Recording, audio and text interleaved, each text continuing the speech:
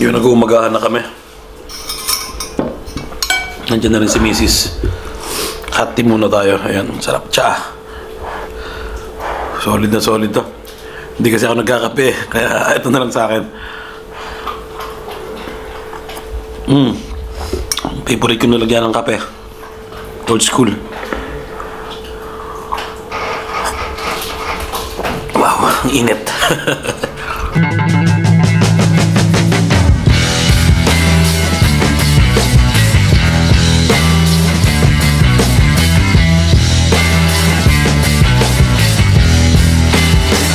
Ay, grabe. Ang lakas ng ulan dito sa sentro. Ayan. So yun, papasok na kami ang trabaho. Buti naabot namin yung mas maagang bus. Mas maaga kami matatapos. Siguro mga alas 10 lang ngayon. O 9:40. Mga ganun, 9:45. Walang tao dito ngayon. Ibang iba pag ano. Pag hindi umuulan, daming turista dito. Diyan kami nang galing ng isang linggo. Sa taas na yan. Ayan yung museum. Dito ang daanan sa baba. Yan sa pinto na yan.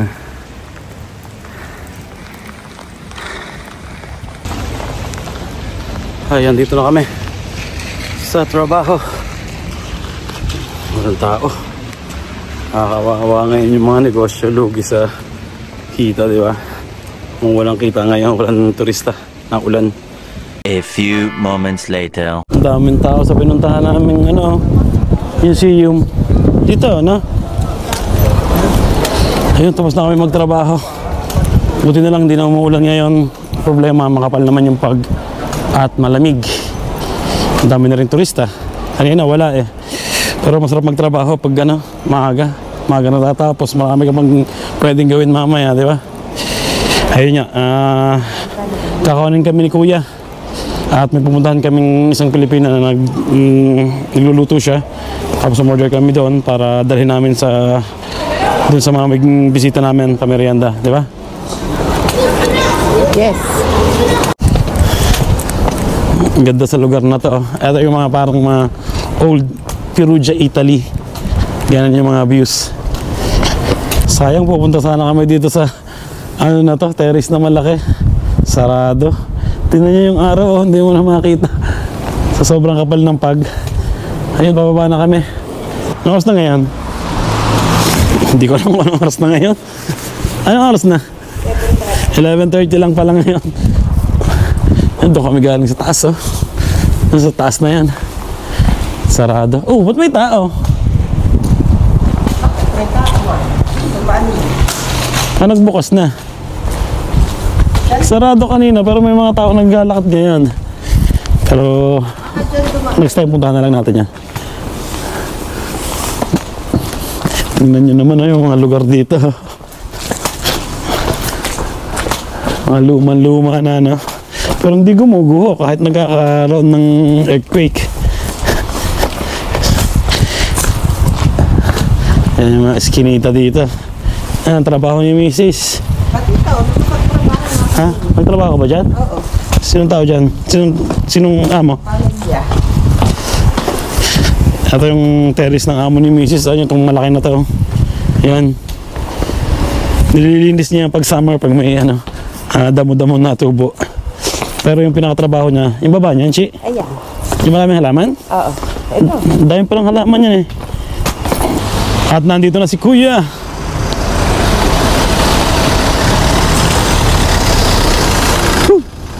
Derake! Nakapantulog pa eh. Ako dyan. Nakapantulog pa si Kuya eh. Arriba. Okay. Good morning. Ikaw ba yung overnight order namin?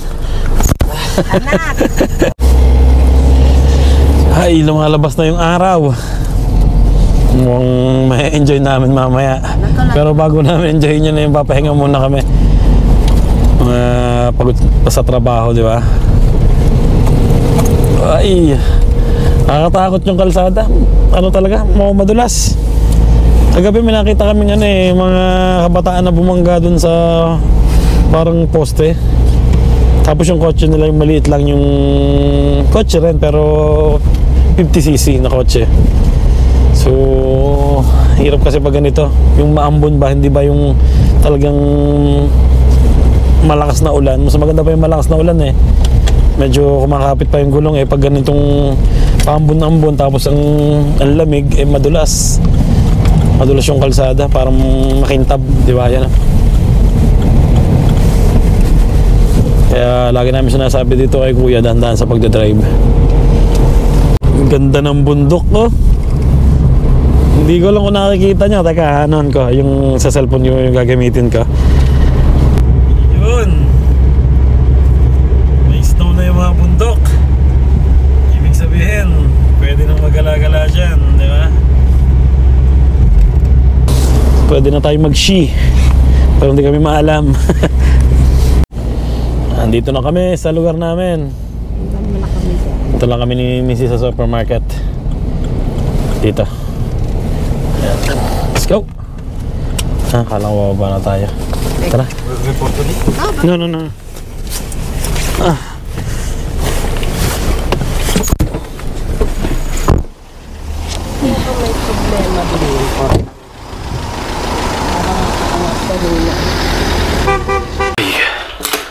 Medyo pagod.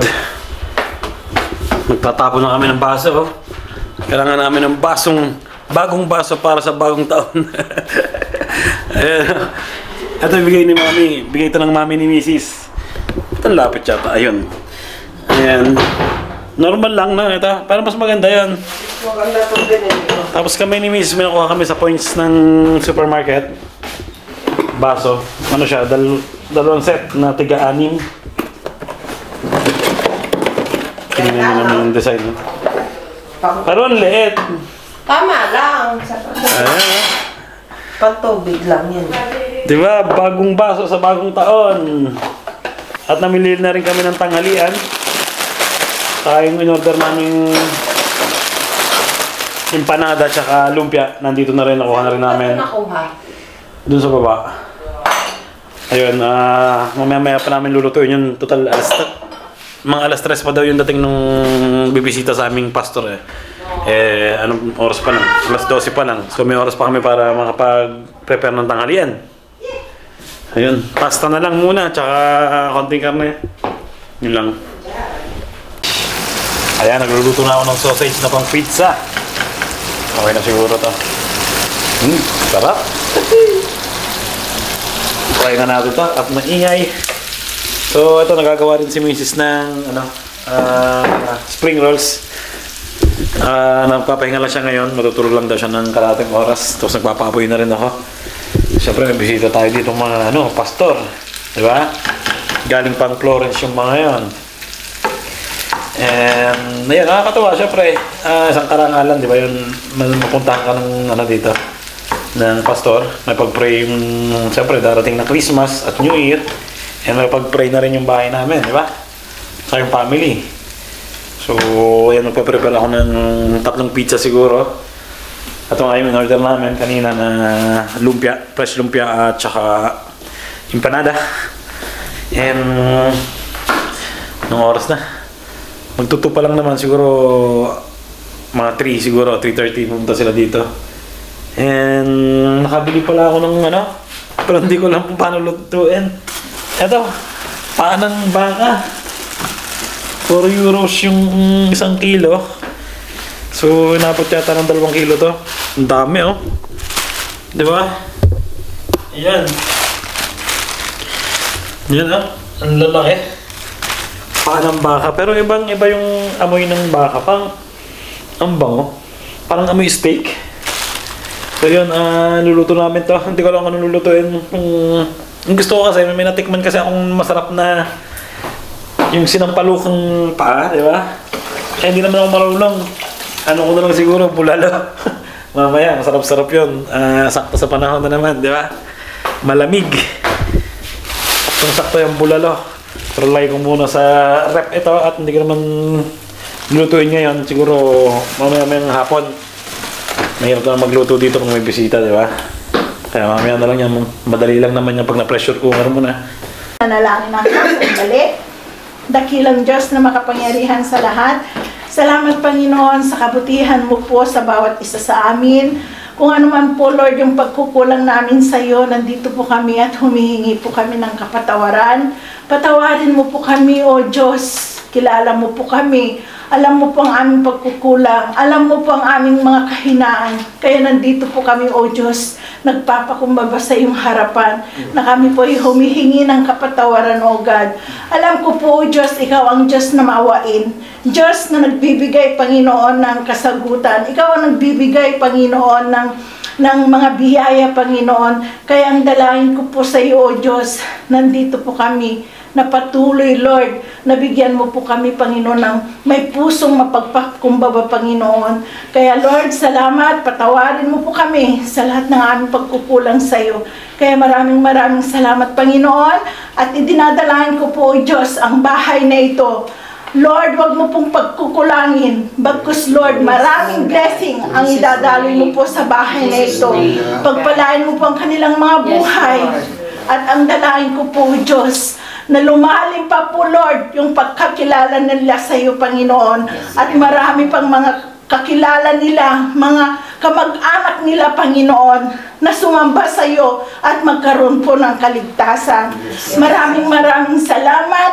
Ang dalangin po namin, O Diyos, na wag mo po silang pagkukulangin. At nandun palagi, Lord, yung mga pagpapala na ipagkakaloob mo po, O Diyos, sa kanila. Lukuban mo po sila ng yung banal mong dugo, Panginoon, lalong-lalo na po, O Diyos, sa bahay na ito. Kaya maraming salamat. Ganon din po, O Diyos, sa mga anak mong nakiisa sa hapong ito, Panginoon.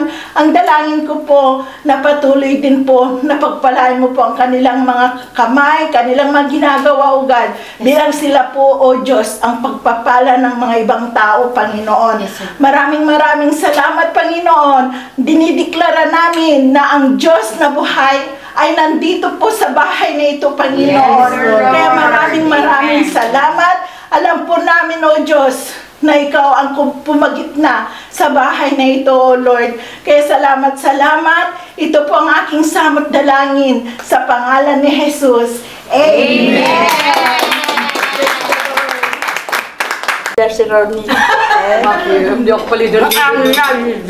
Ang boss ko. Ang boss niya ng 30. Yayaman eh. Nag-umpisa na kaya? Ayan sila. Nagbibig. Salamat. May lalagay ko basta meron ko lamang. Grazie po. O, magsaluta ka din eh, Cha! Merry Christmas! O, magtsawat kayo! Grazie. Ingat. Salamat. Dito tayo sa bayan ito. Ang 22. Si. Wala po siya. 22. Dani pa. So yun, may regalo pala sa amin yung Jesus is Lord. Buksan natin, Chi. Kasi kailangan namin buksan hindi namin alam yung laman baka yung laman pagkain masira lang, di ba? Masira lang sa loob ng box. So ayun, mapapanood nyo tong vlog namin ngayon. Salamat po sa ayun, salamat sa blessing tsaka dun sa regalo. Pinag-pray niya pa nila kami dito sa bahay. Ayan na. Kaya mo? Si. Merry Christmas! Ang agang pa Christmas nito, di ba? Anong date pa lang ngayon? 8 pa lang. Pero holiday ngayon, di ba? Yan. At yung ballon for. Wow! Lucky me! Wow! Dami natin yung pansit canton. No. Isang pack ng pansit canton yan, ha? Pwesta na. Wah.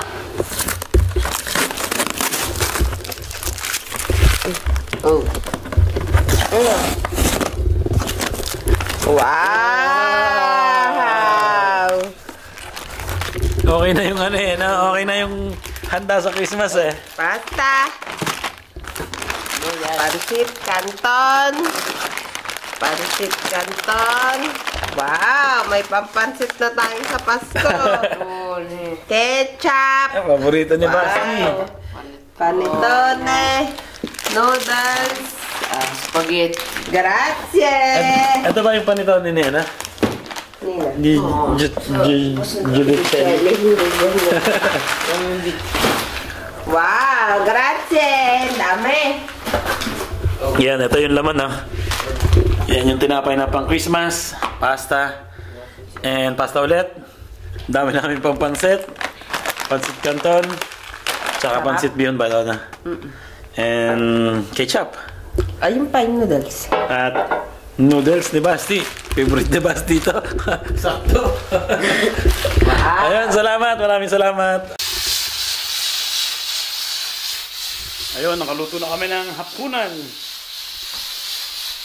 So ayun, nagpe-prepare na kami ng hapunan. Ayan o. Ito yung pata ng tawag doon, baka. At ayun, nagpe-prepare na kami ng hapunan. Ito yung paa ng baka, pinapakuluan ko. Siguro nasa 15 minutes na yung pinapakulo ko. So may sinangag na dito, kanin. Siyempre, nagluto si Mrs. ng spring rolls. Yan o. Tapos ito yung natira kahapon sa birthday ni Papa. Yung crispy pata. Ang ingay dito. Hindi pa tayo dito sa sala. At ayun, nagagawa na si Mrs. ng regalo kay Papa. Tapos meron na rin kami regalo dito. Ayun, meron na. Yung kapatid ko meron na dito. Sino pa? Mga pamangkin namin, meron na. So, maganda na yung ready, di ba? Yan kay Papa. Hindi natin pwedeng pakita. Siyempre, regalo yan eh. Pampasko yan eh.